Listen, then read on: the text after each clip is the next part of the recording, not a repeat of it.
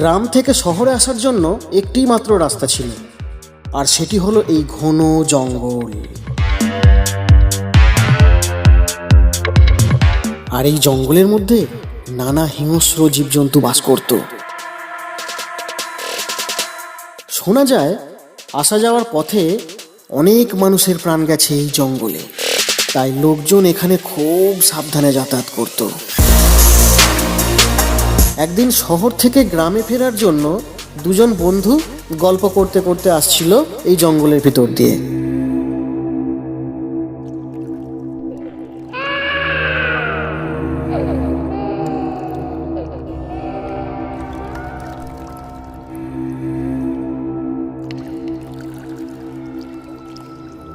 কিছুক্ষণ হাঁটার পর হঠাৎ তারা একটি আওয়াজ শুনতে পায়।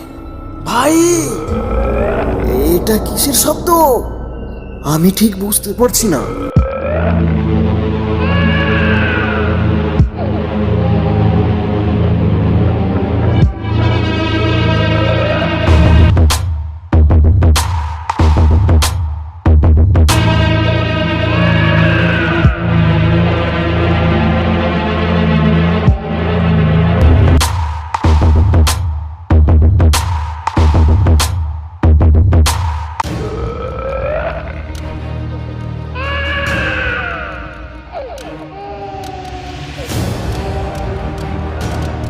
আরে, একটা ভাল্লুক আমাদের দিকে এগিয়ে আসছে।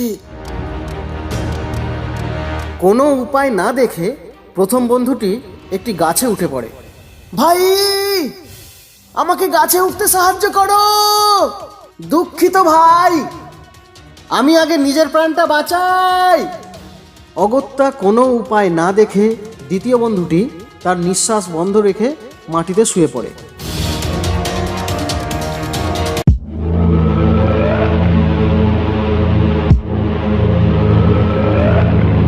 এরপর ভাল্লুকটি দ্বিতীয় বন্ধুটির কাছে এগিয়ে আসে। তারপর ভাল্লুকটি তার ভয়ঙ্কর মাথাটিকে নিয়ে বারবার মানুষটির ঘ্রাণ নিতে থাকে, কিন্তু কোনো প্রাণের অস্তিত্ব না পাওয়ায় সে সেখান থেকে প্রস্থান করে।